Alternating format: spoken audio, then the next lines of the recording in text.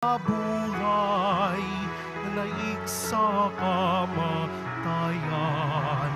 Kaya't di na mamamatay. Alleluia, alleluia, ipagdiwang ngayon. Alleluia, alleluia, ang kanyang tagumpay. Si Kristo ay muling nabuhay, naik sa kamatayan. Kaya't di na mamamatay.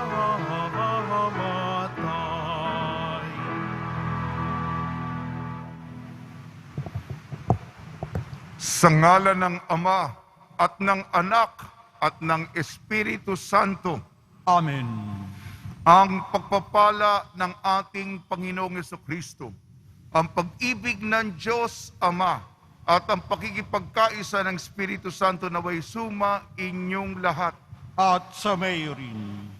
Sinasama po natin sa ating banal na pagdiriwang ang lahat ng inyong mga intensyon, petisyon, mga dasal mula sa kaibuturan ng inyong puso. At hindi lamang dito sa loob at labas ng simbahan, pati ang mga sumusubaybay sa atin sa pamamagitan ng live streaming, sa ating mga kapwa-deboto na galing pa sa ibang mga bansa, nakasama natin sa diwa. Sila'y kahit na nasa ibang kontinente sila, kahit na nasa ibang oras sila, kaisa natin sila. Totoo ang kanilang mga hinihiling. Mga kapatid, aminin po natin ating mga kasalanan upang tayo maging marapat gumanap sa banal na pagdiriwang. Inaamin ko Sa makapangyarihang Diyos at sa inyo mga kapatid, lalo ba akong nagkasala sa isip, sa salita at sa gawa at sa aking pagkukulang. Kaya isinasamo ko sa mahal na Birheng Maria, Maria, sa lahat ng mga anghel at mga banal, at sa inyo mga kapatid, na ako'y panalangin sa Panginoong ating Diyos. kaawaan tayo ng makapangyarihang Diyos, patawarin tayo sa ating makasalanan at patnubayan tayo sa buhay na walang hanggan. Amen. Panginoon, kaawaan mo kami. Panginoon, kaawaan mo kami. Kristo, kaawaan mo kami. Kristo, kaawaan mo kami. Panginoon, kaawaan mo kami. Panginoon, kaawaan mo kami. Manalangin tayo. Ama naming makapangyarihan, lagi nawang magalak ang iyong sambayanan sa pagkakaroon ng bagong kalooban upang sa kadakilaang dulot ng pag-anib sa iyong angkan, ang araw ng pagkabuhay ay maging pag-asa sa pagdiriwang sa pamamagitan ng Kristo kasama ng Espiritu Santo magpa sa walang hanggan. Amen. Pagsiupo po.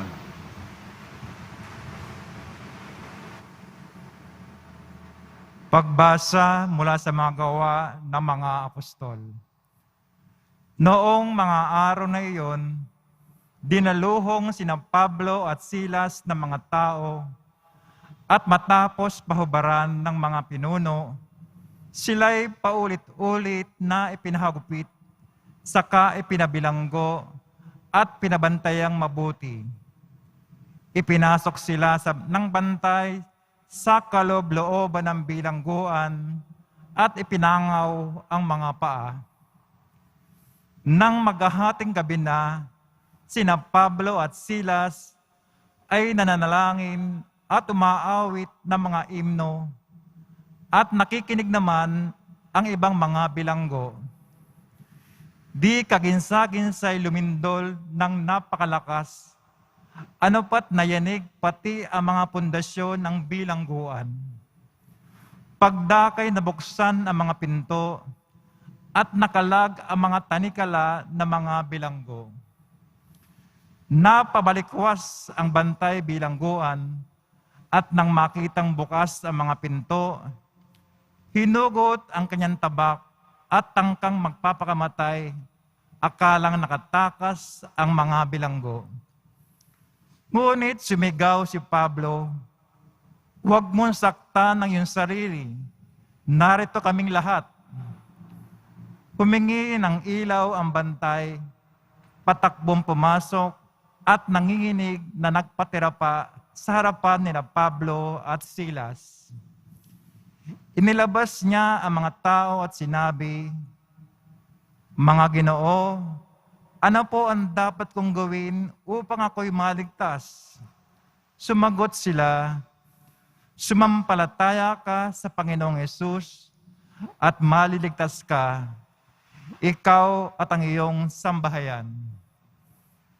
At ang salita ng Panginoon ay pinahayag nila sa kanya at sa lahat ng nasa kanyang bahay.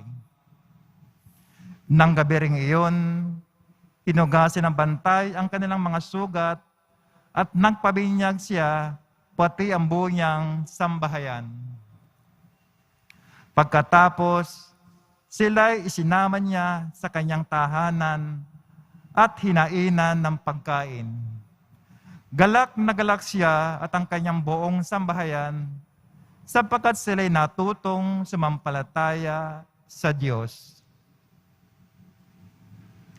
Ang salita ng Diyos. Salamat sa Diyos. Ligtas ako sa iyong piling, lakas ko sa iyo nanggaling. Ligtas ako sa iyong piling, lakas ko'y sa iyo nanggaling. Ako poon, buong pusong aawit ng pasasalamat. Sa harap ng mga anghel, pupurin kitang ganap. Sa harap ng iyong templo, ay yuyuko at gagalang. Pupurin kita roon, pupurihin ang iyong ngalan. Ligtas ako sa iyong piling, lakas ko'y sa iyo nanggaling. Dahilan sa pag-ibig mo at sa iyong katapatan, ikaw'y tunay na dakila, pati iyong kautusan. Nung ako ay tumawag, tinanggap ko ang tugon mo. Sa lakas mong itinulong, ay lumakas agad ako. Ligtas ako sa iyong piling, lakas ko'y sa iyo nanggaling. Nahahandang harapin mo, mapupusok kong kaaway. Ligtas ako sa piling mo, sa lakas na iyong taglay. Iyong mga pangako mo ay handa mong tupding lahat. Ang dahilan nito poon, pag-ibig mo ay di ko kupas, at ang sinimulang gawain mo ay magaganap. Ligtas ako sa iyong piling, lakas ko'y sa iyo nanggaling. Tatayo na po tayo.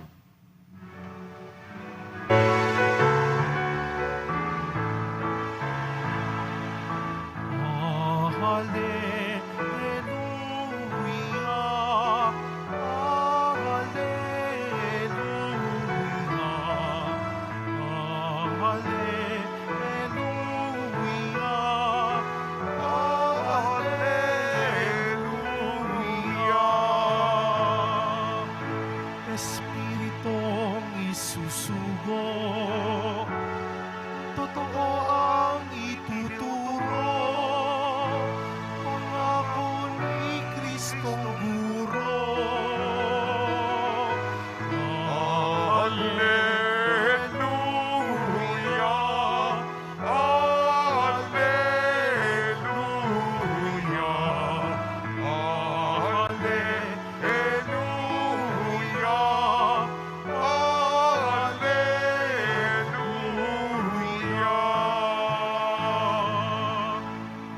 Sumainyo ang Panginoon.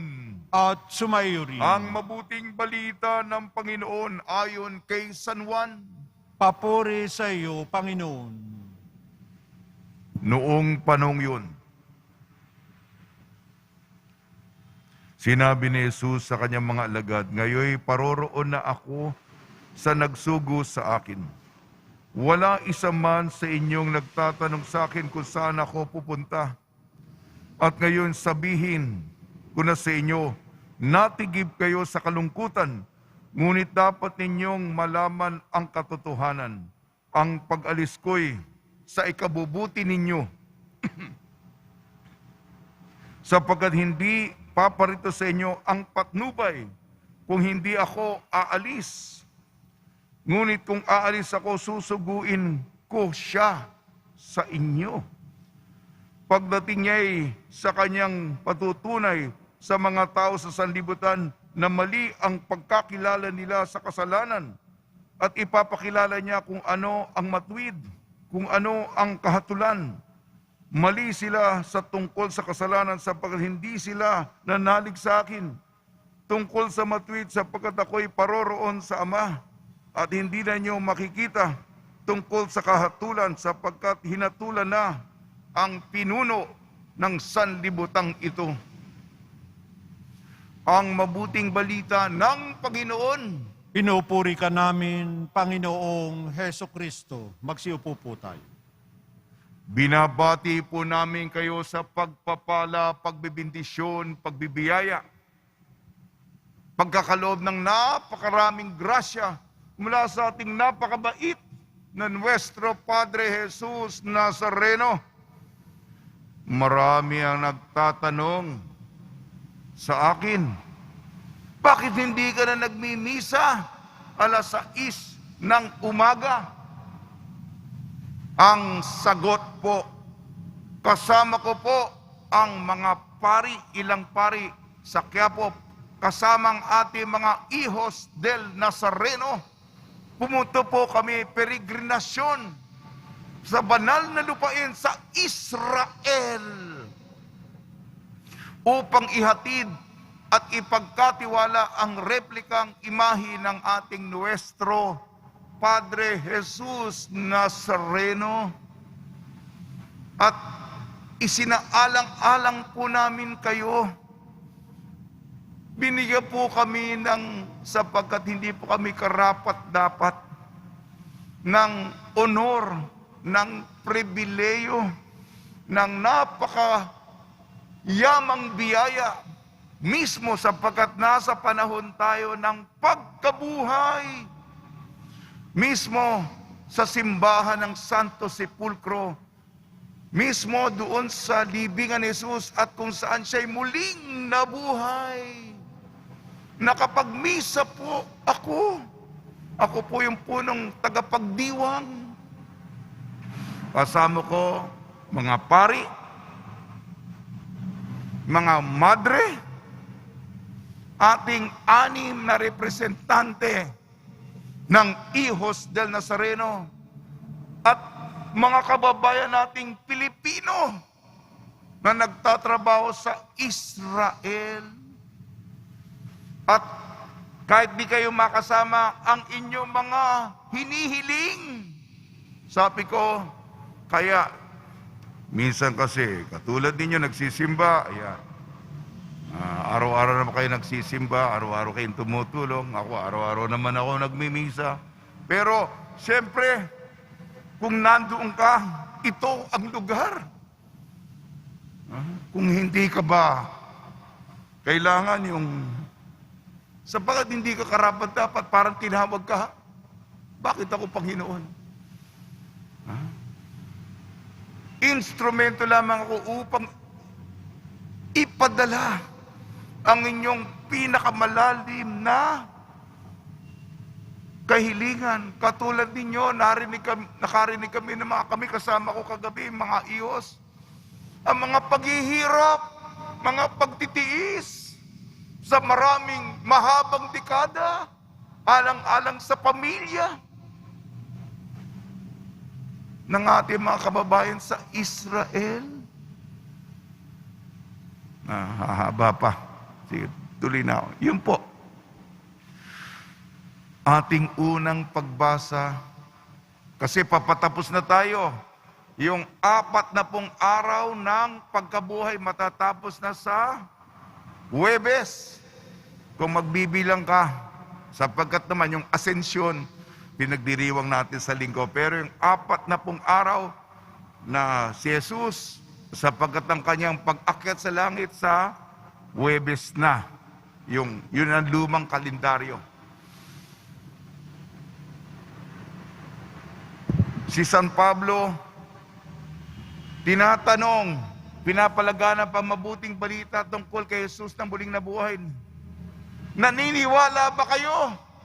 Hindi lang ito nangyari noon pa. Sabi ng nagbalik loob, ako at ang pamilya ko, ako at ang bayang at ang sambahayan ko, magiging Kristiyano. Ang tanong para sa atin, matagal na yan, Father. Ikaw ba? Ang mga mahal mo sa buhay, inihanda mo na ba sila? Yan. Sinabi, ako po at ang buong bahay ko, hindi lamang ilang mga miyembro na mga mababait ang tagsisimba, hindi. Buo, kumpleto. At yan po yung hamon ng unang pagbasa at sa, gaya nga na sinabi ko, Ebanghelyo ayon kay San Juan. Kasi aalis na ako. Aakit na ako sa Ama. Kailangan ito. Bakit? Upang, tapos na ako, upang ang ikatlong persona ng Espiritu Santo bababa sa inyo.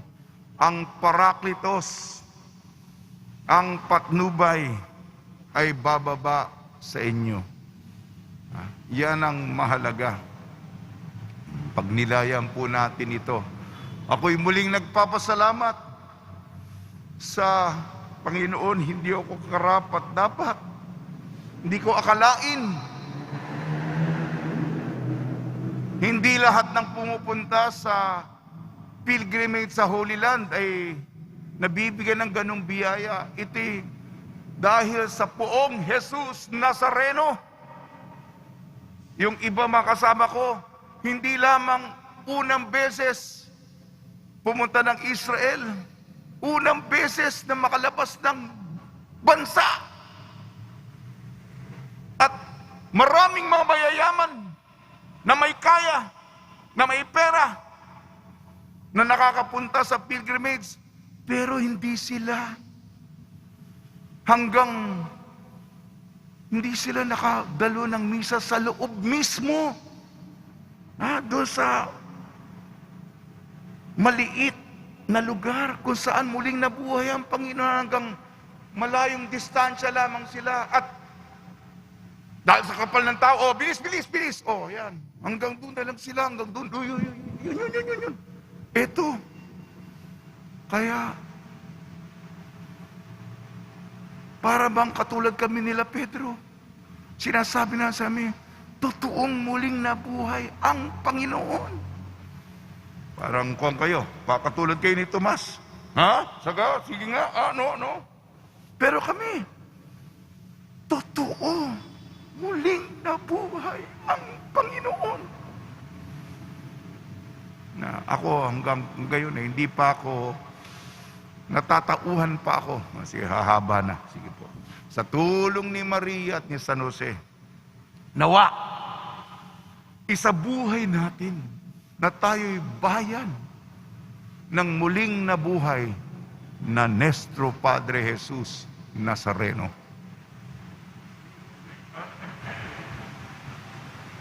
Tumayo po tayo.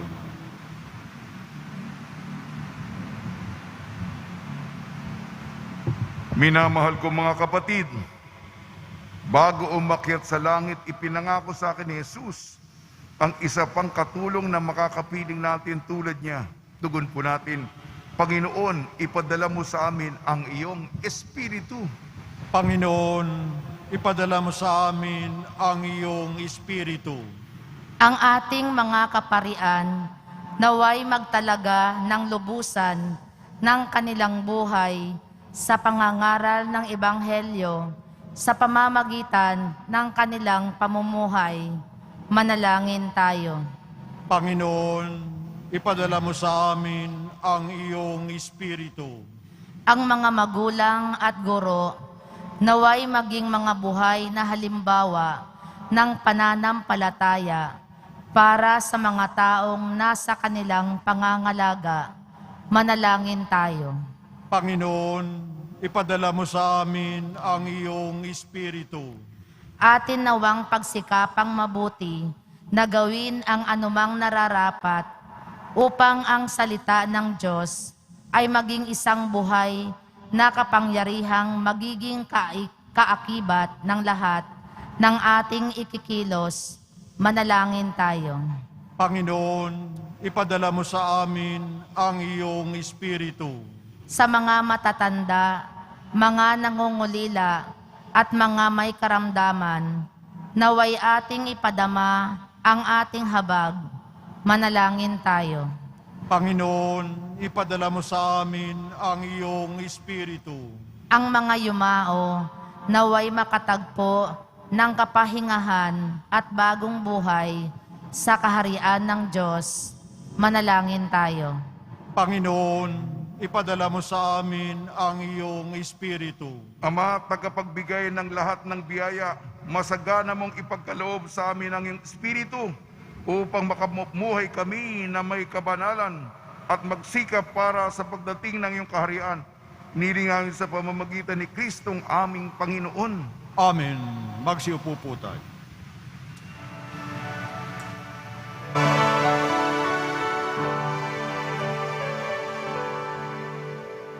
Panginoon, narito ang alay sa iyo.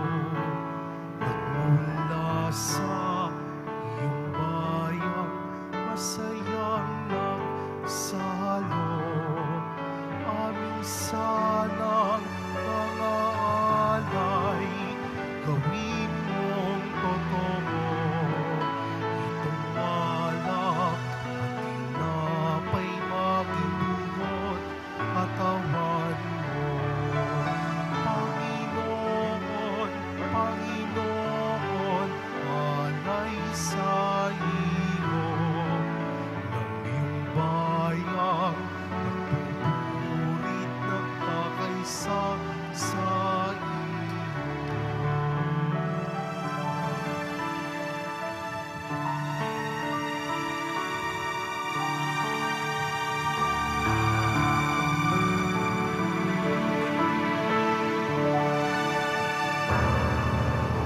Tumayo po tayo. Manalangin kayo mga kapatid upang ang ating paghahain ay kalugdan ng Diyos amang makapangyarihan.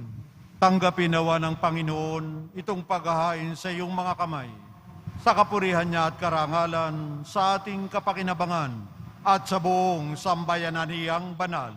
Ama namin lumikha, ipagkaloob mo kami ay laging magalak sa pagdiriwang ng Pasko ng pagkabuhay ng iyong anak, upang ang ginagawang patuloy na pagsagip sa amin ay maging sanhi ng aming ligayang walang maliw sa pamamagitan niya kasama ng Espiritu Santo magpasawalang hanggan. Amen.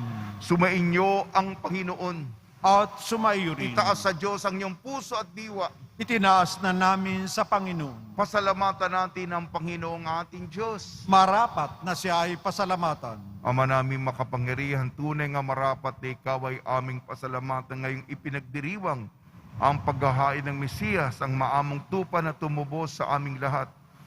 Ang katawan ng anak mong sa krus na bayubay ay handog ng pag-ibig na walang kapantay.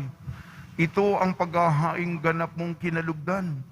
Ito ang nilunggati ng dating pag-aalay. Ang buong sarili ng anak mong si Jesus ay inihain sa iyo upang kami matubos. Siya ang dambana at paring naghahandog. Siya pa rin ang tupang handog na ibinukod. Kaya kaisa ng mga anghel na nagsisiawit ng papuri sa iyo, nang walang humpay sa kalangitan kami nagbubunyi sa iyong kadakilaan. Santo, Santo, Santo, Panginoong Diyos ng mga hukbo, napupuno ang langit at lupa ng kadakilaan mo. O sana sa kaitaasan, pinagpalang na paririto sa ngalan ng Panginoon. O sana sa kaitaasan, magsilod po. Ama naming banal, ikaw ang bukal ng tanang kabanalan. Kaya sa pamamagitan ng Espiritu, Gawin mong banal ang mga kaloob na ito upang para sa amin maging katawan at dugo ng aming Panginoong Hesukristo. Bago niyang pinagtiis ang kusang loob na maging handog, hinawakan niya ang tinapay. Pinasalamatan kanya, pinaghati-hati niya yun, iniabot sa kanyang malagad at sinabi, "Tanggapin ninyong lahat ito at kanin. Ito ang aking katawan, nihahandog para sa inyo."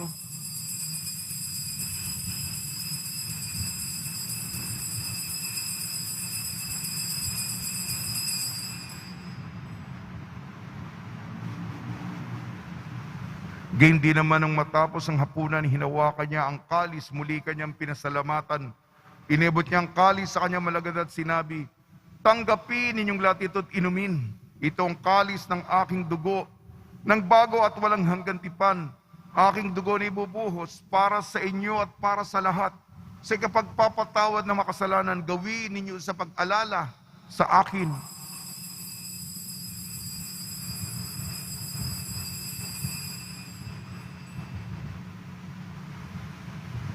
Tumayo po tayo. Ipagbunyi natin ang misteryo ng pananampalataya. Si Kristo'y namatay, si Kristo'y nabuhay, si Kristo'y babalik sa wakas ng panahon. Ama, ginagawa namin ngayon ang pag-alala sa pagkamatay at muling pagkabuhay ng iyong anak. Kat iniaalay namin sa iyong tinapay na nagbibigay buhay at ang kalis na nagkakaloob ng kaligtasan. Kami nagpapasalamat dahil kami minarapat na tumayo sa harap mo para maglingkod sa iyo. Isinasamo namin kami magsasalo-salo sa katawan at dugo ni Kristo ay mabuklod sa pagkakaisa sa pamamagitan ng Espiritu Santo. Ama, lingapin mo yung simbahang laganap sa buong daigdig. Puspusin mo kami sa pag-ibig kaysa ni Francisco na aming Papa at ni Jose na aming Obispo at ng Tanang Kaparian. Alalahanin mo rin ang mga kapatid namin na himlay na may pag-asang sila'y muling mabubuhay. Gayon din ang lahat mga pumanaw, kaawaan mo sila at patuloyin sa iyong kaliwanagan. Kaawaan mo at pagdapating kami lahat na makasal sa iyong buhay na walang wakas, kaysa ng mahal na Birhing Maria na Ina ng Diyos, Nuestra Señora de la Buena Hora, ng kabiyak na puso niyang si San Jose, kaysa ng mga apostol ni San Juan Bautista at ng lahat ng mga banal na namuhay dito sa daigdig ng kalugod-lugod sa iyo. May pagdiwang nawa namin ang pagpupuri sa ikararangal mo sa pamamagitan ng anak na aming Panginoong Hesukristo. Sa pamamagitan ni Kristo, kasama niya at sa Kanya ang lahat ng parangal at papuri ay sa iyo, Diyos amang makapangyarihan, kasama ng Espiritu Santo, magpa sa walang hanggan. Amen. Sa tagubili naman nakakagaling na utos sa turo ni Jesucristo na Panginoon natin at Diyos, ipahig natin ng lakas loob. Ama namin, sumasalangit ka, sambahin ang ngalan mo, mapasa amin ang kaharian mo. Sundin ang loob mo dito sa lupa para nan sa langit. Bigyan mo kami ngayon ng aming kakanin sa araw-araw at patawarin mo kami sa aming mga sala para ng pagpapatawad namin sa nagkakasala sa amin. At huwag mo kaming ipahintulot sa tukso at iadya mo kami sa lahat ng masama. Hinihiling namin kami iadya sa lahat ng masama, pagkalooban ng kapayapaan, araw-araw iligtas sa kasalanan at ilayo sa lahat ng kapahamakan. Samantalang aming pinananabikan ang dakilang araw ng pagpapahayag ng tagapagligtas naming si Jesucristo. Sapagkat iyo ang kaharian at ang kapangyarihan at ang kapurihan, magpakailanman. Amen. Panginoon Jesucristo, sinabi mo sa mga apostol, kapayapaan ang iniiwan ko sa inyo, ang aking kapayapaan ibinibigay ko sa inyo. Tungyan mo ng aming pananampalataya at huwag ang aming mapagkakasala. At pagkalooban mo kami na kapayapaan at pagkakaisahin sa iyong kalooban, kasama ng Espiritu Santo, magpasawalang hanggan. Amen. Mga kapatid, mga kaibigan, sumunyo po ang kapayapaan ng ating Panginoon. Kordero ng Diyos na nag-alis ng mga Magbigayan po kasalanan tayo sa ng kapayapaan sa isa't isa.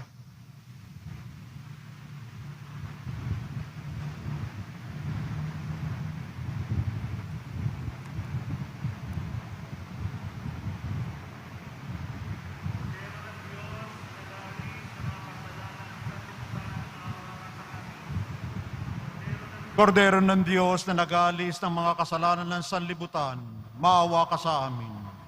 Kordero ng Diyos na nag-aalis ng mga kasalanan ng sanlibutan, maawa ka sa amin. Kordero ng Diyos na nag-aalis ng mga kasalanan ng sanlibutan, ipagkaloob mo sa amin ang kapayapaan. Magsiluhod po ang langit. Ito ang kordero ng Diyos, ito nag-aalis ng kasalanan ng sanlibutan. Mapalad ang mga inayayahan sa kanyang piging. Panginoon, hindi ako karapat-dapat na magpatuloy sa iyo. Ngunit sa isang salita mo lamang ay gagaling na ako.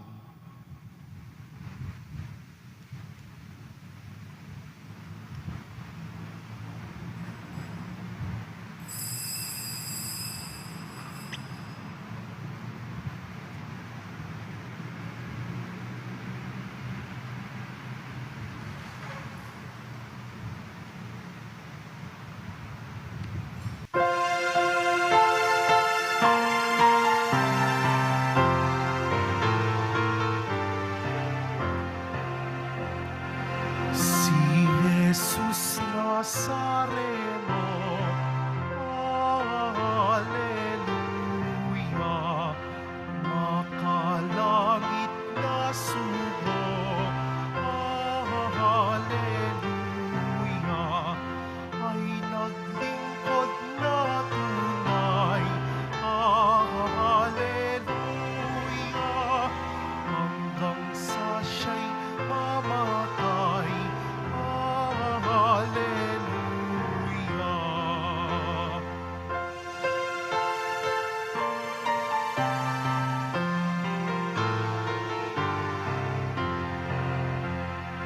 Ang Diyos ay pupilin, Hallelujah, sa kanyang abang lingkod, Hallelujah, si Jesus Nazareno, Hallelujah, Hari ng buong mundo, Hallelujah.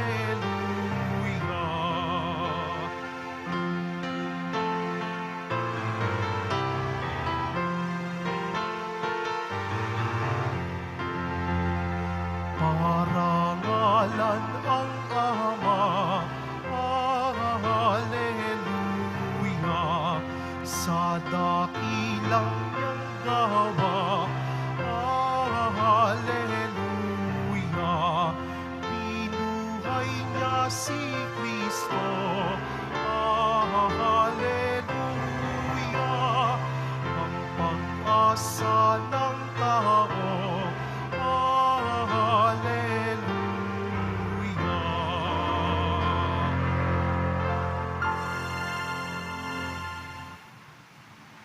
Tumayo po tayo. Manalangin tayo. Ama naming mapagmahal, ang aming mga pagluhog ay iyong pakinggan para sa pagkakamit ng iyong tulong sa amin araw-araw at para sa pagkakaloob ng ligayang walang katapusan na pawang idinulot ng banal na pakikinabang sa pagdiriwang ng pagpapalitan ng iyong bigay at aming alay sa pamamagitan ng Kristo kasama ng Espiritu Santo magpa sa walang hanggan. Amen. Pagbabasbas sa mga deboto ng kanilang mga kahilingan at dasalan, mahal na pong Jesus Nazareno, niyag mo sa pamamagitan ng krus ang walang maliw na pag-ibig ng Diyos sa sangkatauhan. Pakinggan mo ang kahilingan niyo ang kanilang nagsusumamo sa iyo, makamtanawa nilang inyong katugunan at tanggapin na kasagutan na may utang na loob na tinatanaw. Basbasan di po niyo mga daladanan ng mga imahin at dasalan sa pamamagitan ng bendisyon na ito, naway maalala ng mga pangal sa binyag na ikaw ni ibig at paglilingkuran bilang Panginoon magpa sa walang hanggan. Amen. Sumainyo ang Panginoon At sumayo rin. at pagpalain kayo ng makapangyarihan Diyos, Ama, Anak at Espiritu Santo. Amen. Taglayin po ninyo sa inyong pag-alis ang kapayapaan ni Jesu Kristo. Salamat sa Diyos.